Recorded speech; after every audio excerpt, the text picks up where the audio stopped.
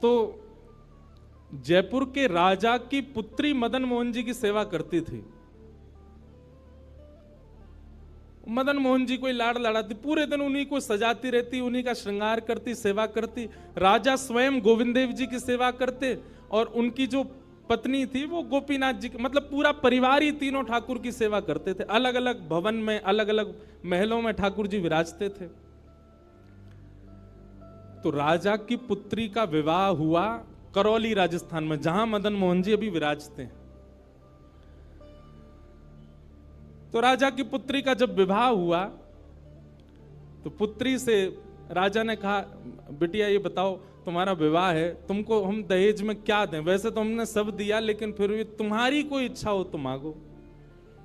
उसने कहा, पिताजी मुझे सबसे ज्यादा प्रेम श्री मदन मोहन जी से है। आप माता जी और पूरा परिवार गोविंद देव जी, गोपीनाथ जी की सेवा किया करो। मदन मोहन जी को मैं ले जाऊं अपने साथ, अपने ससुराल में इनकी सेवा करूंगी। बड़ी अच्छी कथा है, ध्यान से सुनना। राजा रोने लगा, अपनी पुत्री के चरणों में सर झुका के बोला, मुझे क्षमा कर दे पुत्री, तू जो मांगेगी सो दूंगा, पर ये मेरे हृदय है, मैं इनको नहीं दे सकता। मैं वृंदावन से मुगलों से बचा करके इनको लेके आया हूं।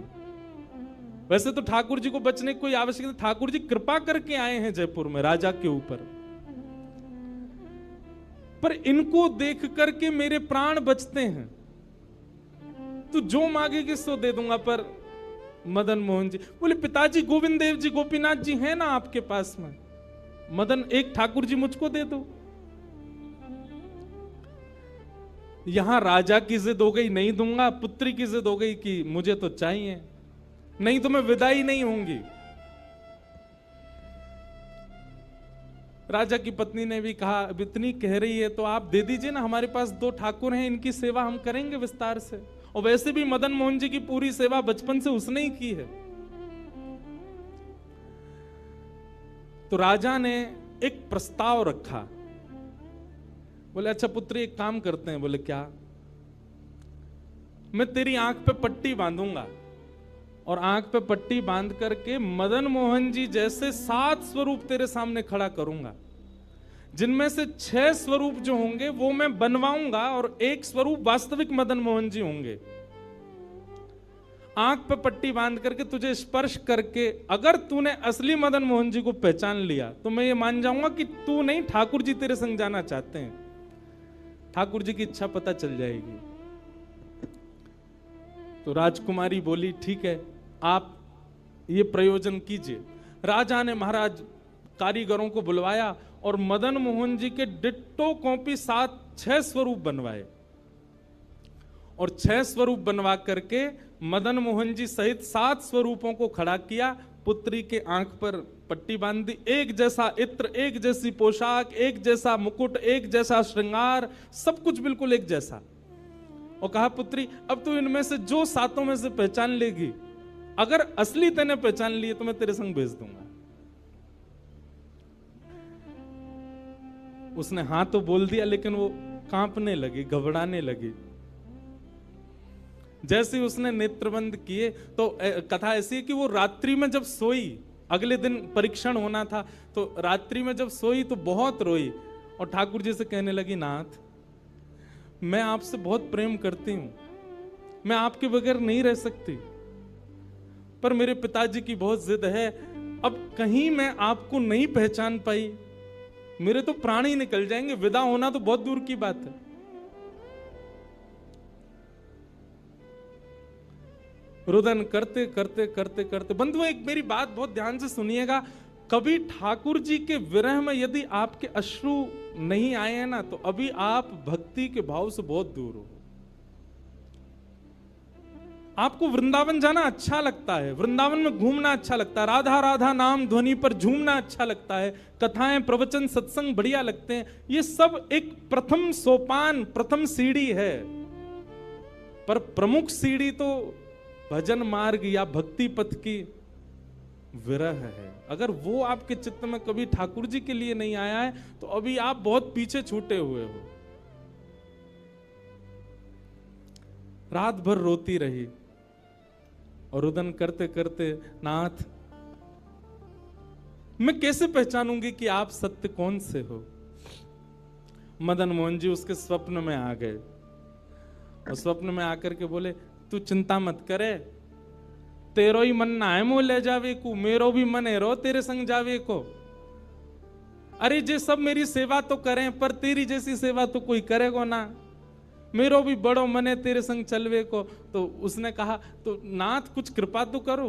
बोले हाँ मैं एक काम करूंगा। बोले कहा, तू सबरे स्वरूपन को जब स्पर्श करेगी ना, तो असली मदन मोहन जो मैं हूं, तू मेरे हाथन को स्पर्श करियो। तो हाथ कैसे? ऐसे। ठाकुर जी त्रिभंग लली ठाकुर जी हैं, तो ठाकुर जी बोले तू मेरे हाथन को स्पर्श करियो, तो जितने मेरे अन्य स्वरूप हैं 6 वो तो ऐसे ही रहेंगे, लेकिन जैसे ही तू वास्तविक मेरे सामने आवेगी, सो मैं अपनी इकन्नी उंगली उठा दूंगा, अपनी कोने वाली उंगली उठा दूंगा।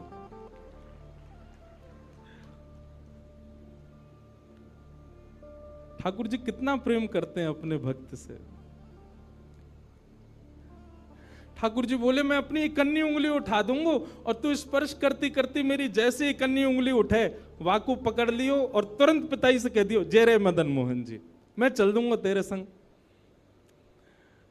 अब तो दूसरे दिन वो पिताजी के पास गए, पिताजी जल्दी करिए, कब चलना है कब? बोले तुझे तो इतना विश्वास है जैसे तू वास्तविक में मदन मोहन जी को ले ही जाएगी, लेकिन बिटिया तू भी याद रखियो, मैंने ऐसे स्वरूप बनवाए कि कोई बता ही नहीं सकता कि असली मदन मोहन कौन से। बोले पिताजी आप सन्मुख पधराओ। तो महाराज भीड़ लग गई देखने वालों की, पूरा राजभवन इकट्ठा हो गया जयपुर का। 7 स्वरूप विराजमान हुए। पुत्री के आंख पर अभी विवाह हुआ, उसका विदाई नहीं हुई है, आंख पर पट्टी बांध करके और कहा जाओ, अगर मदन मोहन जी की इच्छा होगी तो तू ढूंढ ले। अब मदन मोहन जी तो पहले ही बता चुके हैं, ऐसे मिलूंगा। जैसे मानो टीचर पहले ही एग्जाम पेपर लीक कर दे, ये क्वेश्चन आने वाले, तैयार कर आना। उसने जाग करके जैसे स्वरूप स्पर्श करने प्रारंभ किए, पहला बोले ये नहीं है, दूसरा स्पर्श किया, ये भी नहीं है। ठाकुर जी खड़े थे 5वीं पंक्ति में, 5वें वाले थे। तीसरे स्पर्श किए, बोले ये भी नहीं है। चौथे किए, बोले ये भी नहीं है। जैसे ही 5वें का स्पर्श किया और मुखमंडल का स्पर्श किया, गले का स्पर्श किया, वक्ष का स्पर्श कर, जैसे ही ठाकुर जी की भुजा पकड़ी, सो ही ठाकुर जी ने अपनी इकन्नी उंगली हिला दी। और जैसे ही इकन्नी उंगली हिलाई, उसने तो, पिताजी यही है मदन मोहन जी। आहा, राजा के तो नेत्रों से आंसू गिर गए, चरणों में गिर गए, उठ करके अपनी बिटिया को गले से लगा लिया, कान में बोले बोले मैंने इकन्नी उंगली हिलते हुए देख ली। मुझे ये बात पता चल गई है कि भैया तेरी जिद नहीं है इनको ले जाने की, इनकी भी जिद है तेरे संग जाने की। और महाराज गाजे बाजे रथ में आरूढ़ करके श्री मदन मोहन लाल जी करौली राजस्थान को प्रस्थान किए। बोलो मदन मोहन लाल की। बिहरत निस दिन कुंज गलन में, ब्रज जन मन सुख धाम। मदन मोहन को रूप निरख के, मदन मोहन को रूप निरख, सनातन बल बल जाए। वृंदावन प्यारो वृंदावन, श्री वृंदावन मेरो। ये भैया ऐसे ही भजन नहीं बना है, ये ऐसे ही आपके झूमने के लिए कीर्तन नहीं, ये पूरा वृंदावन समाविष्ट करवा दिया हमारे गिरधरलाल जी ने एक ही पद में। पूरा वृंदावन विराज रहा है। ठाकुर जी जड़ नहीं है। दूसरा स्वरूप क्या है ठाकुर जी का? चैतन्य। कौन है ठाकुर जी? चैतन्य। कई लोग पूछते हैं महाराज जी सेवा का कोई प्रकल्प बताओ, सेवा का कोई भाव बताओ, सेवा कैसे करनी चाहिए, सेवा में क्या होना चाहिए क्या नहीं होना चाहिए। हमारी एक बात सब लोग सुन लीजिए, यहां लगभग सब सेवा वाले ही बैठे हैं। आप ठाकुर जी के प्रति चैतन्य भाव अपने हृदय में प्रगाढ़ कर लो। चैतन्य भाव प्रगाढ़ मतलब ये कोई पाषाण नहीं है, ये कोई प्रतिमा नहीं है, ये कोई धातु नहीं है, साक्षात वृंदावन चंद मेरे घर पर विराज रहे हैं। ये विश्वास आप अपने चित्त में प्रगाढ़ कर लीजिए। बस आपके जिस दिन ये विश्वास प्रगाढ़ हो गया, अपने आप आपको सेवा सीखनी, किसी से पूछनी नहीं, अपने आप करने लग जाओगे। अरे मां को नहीं बताना पड़ता पुत्र की सेवा कैसे होती है, पत्नी को नहीं सिखाना पड़ता पति को कैसे पूछना है। सारे संबंध हम अपने आप सीख लेते हैं। तो ठाकुर जी से जो हमारा प्रेम भाव है, उसके लिए हमको पूछना क्यों पड़ता है कि कैसे करें, भोग कैसे लगाएं, सुलाएं कैसे, ये कैसे करें। शास्त्रीय बात पीछे है, पहले आप प्रेम भाव में तो आओ। ठाकुर जी अपने आप सिखा देंगे अपनी सेवा कैसे करनी।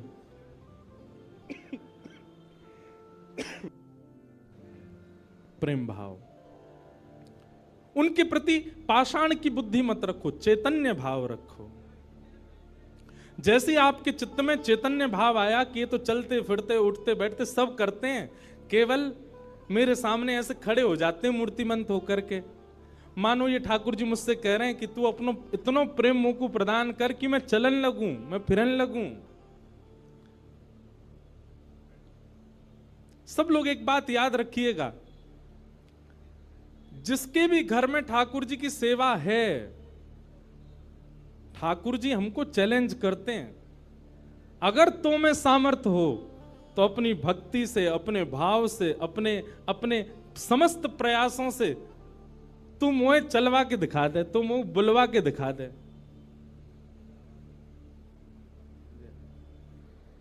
बोलो गंगा मैया की जय। वापस प्रस्थान कर जाओ। महाराज जी हरिद्वार को प्रस्थान कर रहे हैं, महाराज जी के श्री चरणों में बार। हाँ आऊंगा महाराज जी, मैं दिसंबर में आऊंगा जल्दी। बोलो गंगा मैया की जय। मैं क्या कह रहा था, ठाकुर जी हम आप सबको एक चैलेंज देके रखें कि तो में यदि सामर्थ्य हो, मुझे बुलवा के दिखाए दे, मुझे चलवा के दिखाए दे, मुझसे कोई लीला करवा के दिखा दे। मैं तो ऐसे ही बैठा रहूंगा लड्डू गोपाल बने। तेरे प्रेम में सामर्थ्य हो तो करवाए ले। जिस दिन ठाकुर जी हमारे घर आ जाते हैं, उसी दिन से हमारी एक चैलेंज हमारे ऊपर आ जाता है। हम में सामर्थ्य हो, ठाकुर जी बोल के दिखा दें, ठाकुर जी कुछ करके दिखाएं। लेकिन हमको भी संतुष्टि है, ऐसे हैं तो ऐसे ही बैठे रहें। हमको लगता है ऐसे ही रहें, इससे ज्यादा कुछ करें नहीं। इसलिए ठाकुर जी को भी लगता है जब इसके चित्त में ही भाव नहीं है तो मैं और लीला क्यों ही करूं। चैतन्य भाव चित्त में लाओ। जैसे एक बालक जन्म लेता है तो माँ और पिता प्रतीक्षा करते हैं, अब ये कब बोलेगा, माँ कब बोलेगा, पापा कब बोलेगा, ये चलना कब सीखेगा, ये स्कूल कैसे जाएगा, ये बड़ा होकर के जॉब करेगा, बिजनेस आदि आदि सब भाव। ऐसे एक सेवक साधक के चित्त में भी अपने ठाकुर जी के प्रति भावना होनी चाहिए। ये बोलेंगे कब। हम एक बधाई गाते हैं ना नंदोत्सव में, उस बधाई में एक पंक्ति गाते हैं, धन्य घड़ी जब होए यशोदा मैया कह के बोले, नूपुर बांध दो चरणन में घुट मन डोले, नूपुर बांध दो चरणन में घुट मन डोले, पकड़े बाबा की उंगरिया तेरो ललना जुग जुग जीवेरी यशोदा मैया तेरो ललना। स्वामी जी हरिदास जी जब सेवा करते थे ना, तो ठाकुर जी बिहारी जी ऐसे ही नहीं रहते थे जैसे हमको दिख रहे हैं। स्वामी जी जैसे ही कपाट करते थे, सोई बिहारी जी बैठ जाते थे, बंसी सब नीचे करके हाथ सीधे कर लेते। मैं तो हार गयो पूरे दिन खड़े खड़े। स्वामी जी तुम बार बार पर्दा करते रहे करो। इसीलिए बिहारी जी में बार बार पर्दा आता। क्यों? ठाकुर जी उतनी देर बैठ लेते हैं, क्यों? खड़े खड़े थक गए। बहुत भाव है पर्दा के, पर एक भाव यह भी है। तो स्वामी जी को अनुभव होता है, तो इसका मतलब क्या है? ठाकुर जी लीला करते हैं, पर अब क्यों नहीं कर रहे? हमारे भीतर स्वामी जी जैसा भाव नहीं है। श्री हरिराम व्यास जी के विराज रहे ठाकुर जी बाबा के ठीक पीछे, जुगल किशोर जी। मुझको तो रूप देख के ही पता चल जाए कौन से ठाकुर जी हैं। जुगल किशोर जी, इनके चरित्र में आता है कि एक बार कोई साधक वंशी दे गया, और वंशी देख करके बोला हरिराम व्यास जी, जुगल किशोर जी को वंशी पधरा देना, नई सोने की वंशी है। तो आपने श्रृंगार करके जैसे ही वंशी ठाकुर जी के हाथ ऐसे ही रहते हैं, तो वंशी पोली उसमें जैसे ही प्रवेश कराई, ठाकुर जी के हाथ का जो छिद्र है वो छोटा पड़ गया, वंशी बड़ी, लेकिन ज्यादा बड़ी नहीं, नेक बड़ी, नेक। तो व्यास जी ने थोड़ा श्रम किया, थोड़ा जोर लगाया कि वंशी कैसे भीतर जाए। तो जैसे ही जोर लगाया, ठाकुर जी का हाथ छिल गया और वहां से रक्त निकलने लगा, श्री जुगल किशोर जी के। हरिराम व्यास जी ने जैसे ही रक्त देखा, मूर्छित होकर गिर पड़े वहीं पर। और जब होश में आए तो अपने पुत्र को सेवा दे दी और कहा, मैंने ठाकुर जी को श्रमित कराया है, अब मैं अपने आप को दंड दूंगा। तो क्या दंड दिया? सूर्य उदय से सूर्यास्त तक वृंदावन की परिक्रमा ही लगाते रहते थे, ये दंड दिया उन्होंने खुद को। पहला दिन था दंड का। एक बात सुनिएगा, इन आचार्यों के चरित्र से ना कुछ कुछ सीखा कीजिए। आपकी सेवा में आपसे कोई अपराध बनता है, आपसे कोई गलती हो जाती है, आपसे कोई दोष बन जाता है, तो उसके लिए आप जाकर के पूछते हैं, हमसे अपराध हो गया, हम क्या करें? पूछिए मत, स्वयं को अपने आप ही दंड उत्सव मना लीजिए। और दंड उत्सव क्या है? तुरंत वृंदावन जाओ, एक परिक्रमा लगाओ, किसी वैष्णव को प्रसाद पवाओ, ब्रजवासी को कुछ दे करके उनको प्रसन्न करके आओ। यही दंड है वैष्णव अपराध का, भगवत अपराध का। तो श्री हरिराम व्यास जी वृंदावन में भ्रमण करते रहे, परिक्रमा लगाते रहे। परिक्रमा करके रात्रि में जैसे ही लौट करके आए, बहुत सावधानी से सुनो, तो शयन का दर्शन करने जब गए, तो शयन के दर्शन में आपने क्या देखा कि जुगल किशोर जी ने स्वर्ण की वंशी धारण कर रखी, वही वंशी जो सुबह वो पधराना चाह रहे थे। उन्होंने अपने पुत्र को बुलाया, पुत्र को बुला के बोले, ये वंशी सुबह ठाकुर जी के हाथ में नहीं आ रही थी, अभी कैसे धारण हो गई? बोले, पता नहीं पिताजी, आप तो चले गए थे, मैंने वंशी उठा करके धारण कराई, ठाकुर जी ने धारण कर ली। हरिराम व्यास जी ने जैसे ही वंशी निकाल करके देखी, तो क्या पाया? ठाकुर जी ने अपना हाथ ही बड़ा कर लिया वंशी धारण करने के लिए, उनके लिए।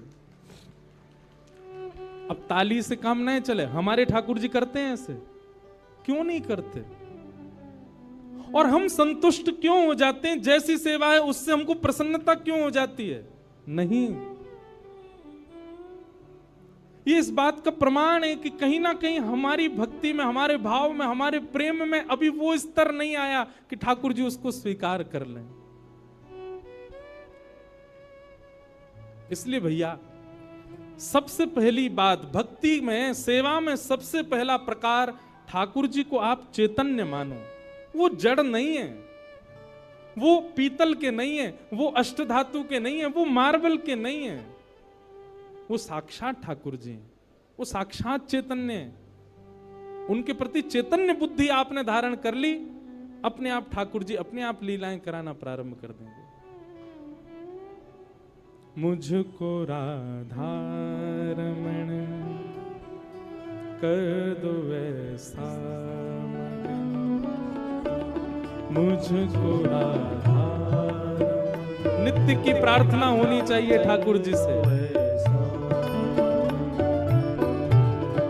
रटू में तेरा नाम, यूं आठों याम,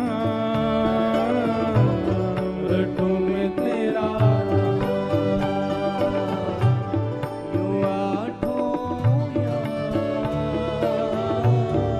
रटू में तेरा नाम, यूं आठों याम, रटू में तेरा नाम, यूं आठों याम। सब लोग गाओ। मुझको राधा रमन कर दो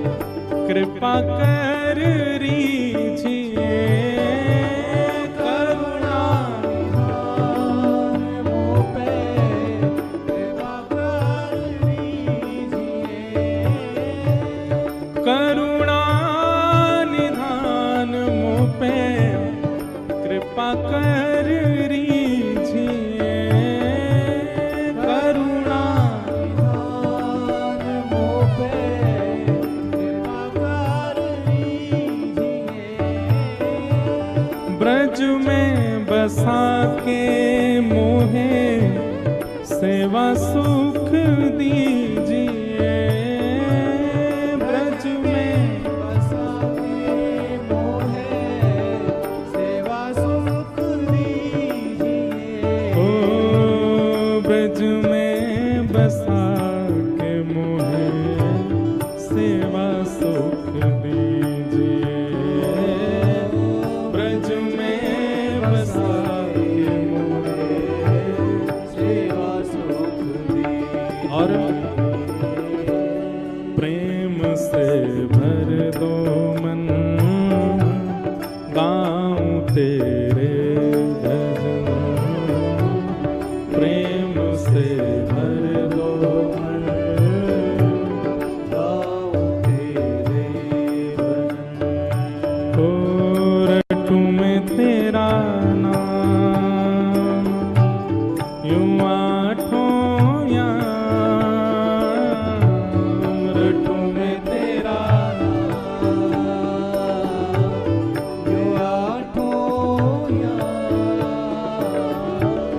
मुझको राधा रमन कर दो ऐसा मगन, मुझको राधा कर दो ऐसा। श्री राधा रमण लाल की। करताल बजा के गाओ।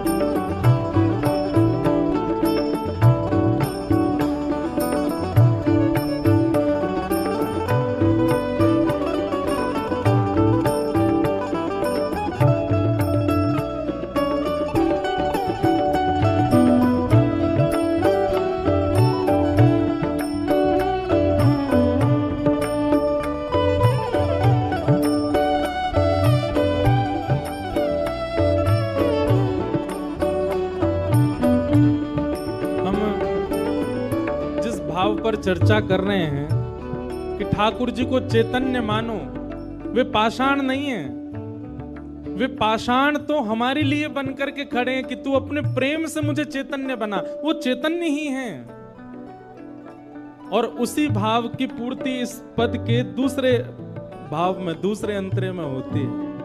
भाव से गाओ सब लोग। भाव भरे भूषणों से आपको सजाऊं मैं, भाव भरे भूषणों से आपको सजाऊं मैं।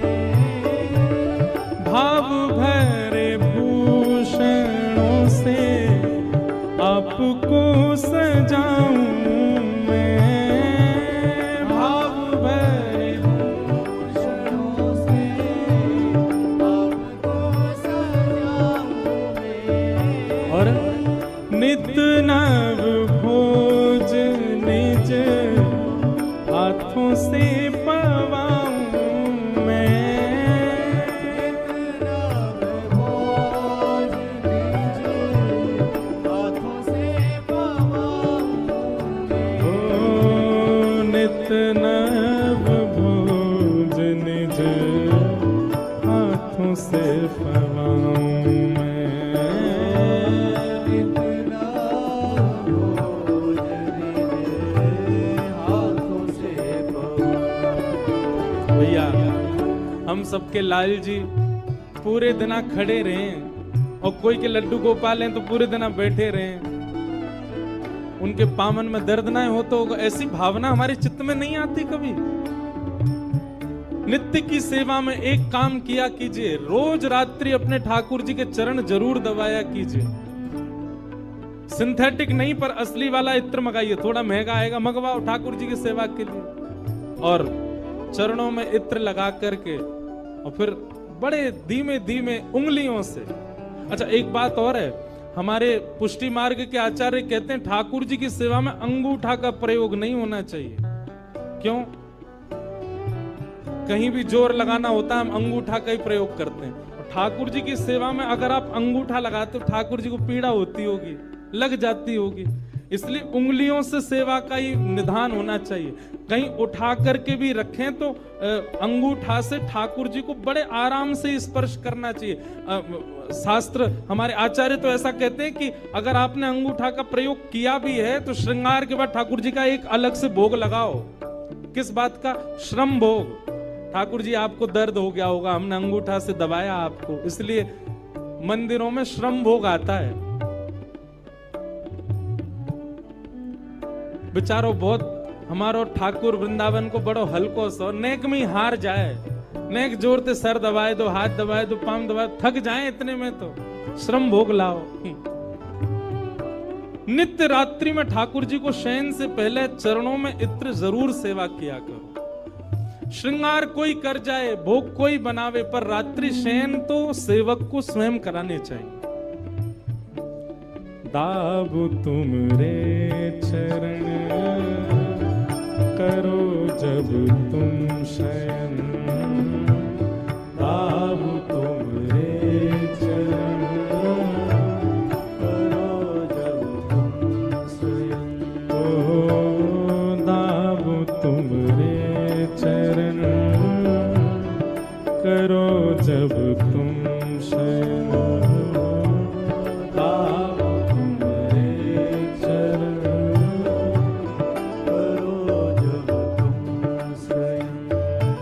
रटू में तेरा नाम यूं आठों याम,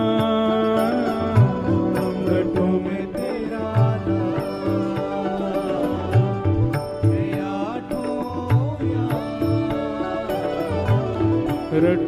तेरा नाम यूं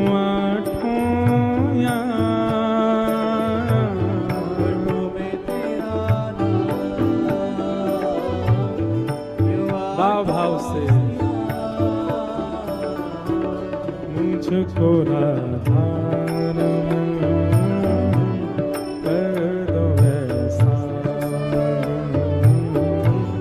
मुझको